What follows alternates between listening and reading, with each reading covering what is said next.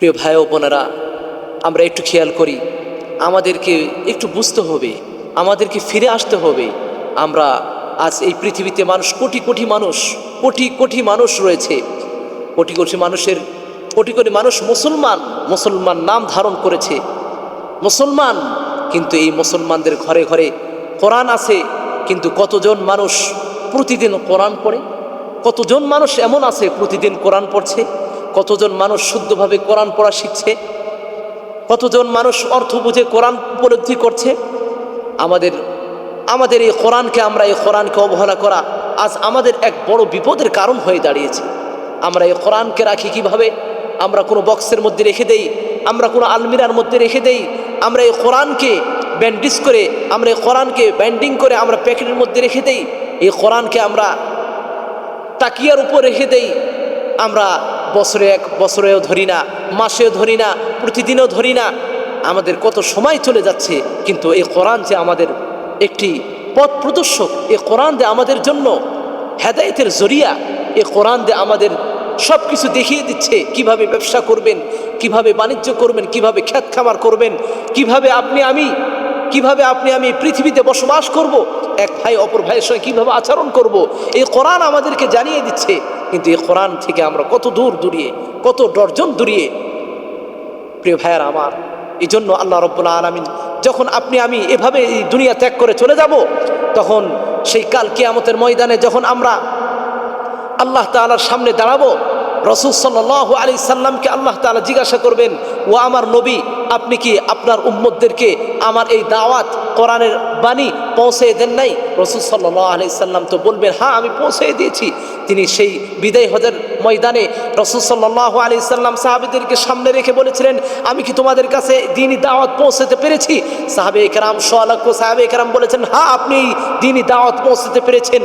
কিন্তু আজ আমরা ১৫০০ বছর পরে এসে আমরা কোরআন পেয়েছি, হাদিস পেয়েছি, আমরা সাহাবের জীবনে পেয়েছি, আমরা কোরআন মাজিদ এবং হাদিস শরীফ আমরা শিক্ষা গ্রহণ করার এই সুযোগও আমরা পাচ্ছি, কিন্তু কতজন মানুষ আমরা এগিয়ে আসছি?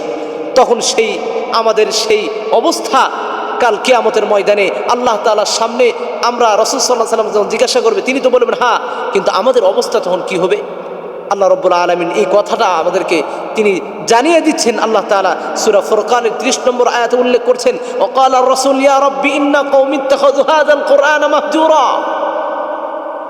ও আমার রাসূল, আপনি কি আমার বান্দাদেরকে বলেছিলেন? আল্লাহ রাব্বুল আলামিনের নবী বলবেন, ওয়াকালা রাসূল ইয়া রাব্বি, হে আল্লাহ, ইন্না কওমি ইত্তাখাযু হাযাল কুরআন, এ আমার জাতি, এ আমার সম্প্রদায়, এ আমার উম্মাহ, ইত্তাখাযু হাযাল কুরআনা মাহজুরা, তারা এই কোরআনকে তারা পরিত্যক্ত বানিয়েছে, তারা এই কোরআনকে আবর্জনা বানিয়েছে, তারা এই কোরআন তেলাওয়াত করে নাই, তারা এই কোরআনের বিধান মানে নাই, তারা এই কোরআনকে অর্থ বুঝে পড়ে নাই, তারা এই কোরআনকে শুদ্ধভাবে পড়ার জন্য চেষ্টা করে নাই, তারা এই কোরআনের আওয়াজে তারা আওয়াজ মিলে নাই, তারা কোরআনের মজলিসে আসে নাই। প্রিয় ভাইয়েরা আমার, যখন রাসূল সাল্লাল্লাহু আলাইহি সাল্লাম এভাবে বলবে আমাদের বিরুদ্ধে, তখন আমাদের কি উপায় হবে? আমাদের কি কোনো পরিত্রাণ, কোনো অবস্থা থাকবে? থাকবে না। আমাদের কোনো বিকল্প পথ থাকবে না, আমাদের কোনো পথ আমরা খুঁজে পাবো না। এই জন্য আমাদেরকে কোরআনুল কারীমের শিক্ষা অর্জন করতে হবে। এর উপর আমাদের আমল পরিচালনা করতে হবে, আমাদের জীবনকে পরিচালনা করতে হবে। এই জন্য কোরআন শিক্ষা যদি আমি না করি, তাহলে আমাদের জন্য খুব ভয়াবহতার অবস্থা হয়ে যাবে। আমি কোরআনের মজলিসে বসছি না, কোরআন তেলাওয়াত শিখছি না, শুদ্ধভাবে শেখার চেষ্টা করছি না, কোরআনের আওয়াজ শুনতে চাচ্ছি না। আল্লাহ তাআলা বলেছেন, সেই সকল ব্যক্তিদের উদাহরণ আল্লাহ তাআলা পেশ করেছেন। আল্লাহ তাআলা সূরা তাহায় আল্লাহ তাআলা উল্লেখ করেছেন, ওয়ামান আ'রাদা আন যিকরি ফাইন্না লাহু মাঈশাতান দানকান ওয়া নাহশুরুহু ইয়াওমাল কিয়ামাহ قال رب لم حشرتني أعمى وقد كنت بصيرا قال كذلك أتتك آياتنا فنسيتها وكذلك اليوم تنسى। প্রিয় ভাইরা আমার, আল্লাহ রাব্বুল আলামিন বলছেন, ওয়ামান আ'রাদা আন যিকরি, আমার যে সকল বান্দারা কোরআনুল কারীম, এখানে জিকির দ্বারা আল্লাহ তাআলা কোরআনুল কারীম বলেছেন, মুফাসসিরে কেরাম উল্লেখ করেছেন আল্লাহ তাআলা জিকির ভাবে কোরআনে অনেক জায়গায় তিনি অবহিত করেছেন। আর এই জিকির দ্বারা কোরআনুল কারীম আল্লাহ তাআলা বলছেন যে আমার কোরআন থেকে বিমুখ হয়ে যাবে, যে আমার কোরআন তেলাওয়াত করলো না, যে আমার কোরআন শিক্ষা গ্রহণ করলো না, শুদ্ধভাবে কোরআন পড়ার চেষ্টা করলো না, কোরআনের মজলিসে বসলো না, কোরআনকে অবমাননা করার চেষ্টা করলো, আল্লাহ রাব্বুল আলামিন জানিয়ে দিচ্ছেন ফাইন্না লাহু মাঈশাতান দনকা। আল্লাহ তাআলা বলছেন আমি সেই বান্দার জীবনকে সংকীর্ণ করে দিব, জীবনকে সংকীর্ণ করে দিবেন। প্রিয় ভাইরা আমার, একটু চিন্তা করুন, আল্লাহ তাআলা যদি কোনো বান্দার জন্য তার জীবনকে সংকীর্ণ করে দেয়, তাহলে সেই বান্দা সংকীর্ণ জীবন থেকে পরিত্রাণ পাওয়ার অন্য কোনো উপায় কি এই পৃথিবীতে আছে? নাই। এই পৃথিবীতে আর কোনো তার উপকরণ থাকবে না। স্বয়ং আল্লাহ সৃষ্টিকর্তা তিনি যদি আমার জীবনকে সংকীর্ণ করে দেয়, আমার জীবনকে সংকীর্ণ মুক্ত কে করতে পারবে? কেউ পারবে না। এরপরে আল্লাহ রাব্বুল আলামিন বলছেন ওয়ানাহশুরুহু ইয়াওমাল কিয়ামাহ, আমি তার জীবনকে এই দুনিয়াতে সংকীর্ণ করে দিলাম। আর সেই বান্দা যখন এই দুনিয়া শেষ করে আমার কাছে পরকালে চলে আসবে, কাল কিয়ামতের ময়দানে আমি তাকে অন্ধ করে আমি তাকে উপস্থিত করব, অন্ধ করে আমি তাকে আমার সামনে উপস্থিত করব, আমার সামনে হাজির করব। ওয়ানাহশুরুহু ইয়াওমাল কিয়ামা ক্বালা রাব্বি লিমা হাশারতানি আ'মা, সেই বান্দা তখন বলবে লিমা হাশারতানি আ'মা, ও আল্লাহ কেন আপনি আমাকে অন্ধ করে আমাকে এখানে উত্থিত করেছেন? কেন আপনি আমাকে অন্ধ করে এখানে উপস্থিত করেছেন? লিমা হাশারতানি আ'মা ওয়া ক্বাদ কুনতু বাসীরা, এবং সেই বান্দা বলবে ও ক্বাদ কুনতু বাসীরা, আমার তো দুইটা চক্ষু ছিল, এই চক্ষুগুলো দিয়ে আমি আপনার সব সৃষ্টিগুলো দেখেছি, আমি নিজে চলাফেরা করেছি। আল্লাহ রাব্বুল আলামিন বলবে ও বান্দা, আমি তোমাকে দুইটা চক্ষু দিয়েছিলাম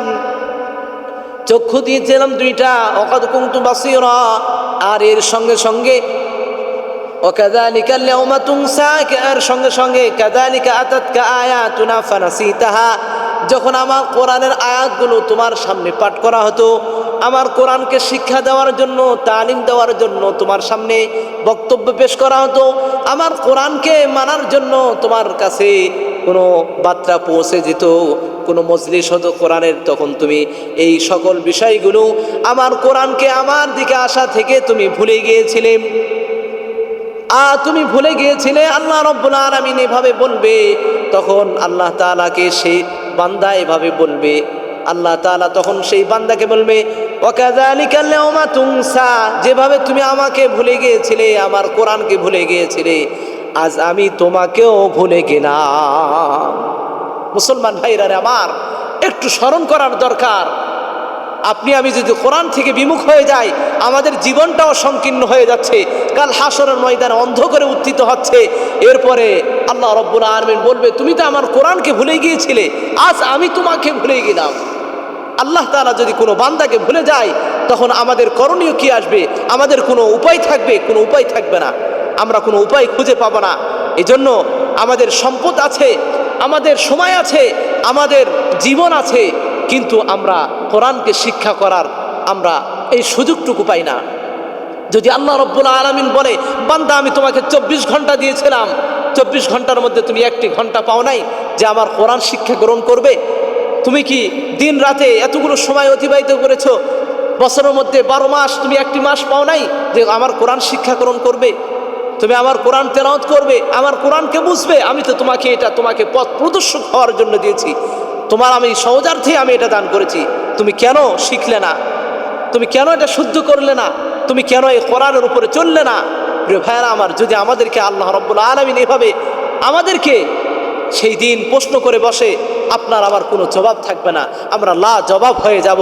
এই জন্য সময় থাকতেই বুদ্ধিমান সেই ব্যক্তি যে ব্যক্তি সময় থাকতে সময়ের কদর করে, যে ব্যক্তি সময় থাকতেই সময়ের মূল্য করে, এবং কি আল্লাহ রাব্বুল আলামিনের দেওয়া কিতাবের উপরে এর পাণ্ডিত্য অর্জন করে, এর উপরে শিক্ষা গ্রহণ করে এবং এর উপরে পথ চলে। আল্লাহ রাব্বুল আলামিন আমাদেরকে এই ভাঙ্গা কথাগুলো বোঝার মতো তৌফিক দান করুক, আমিন।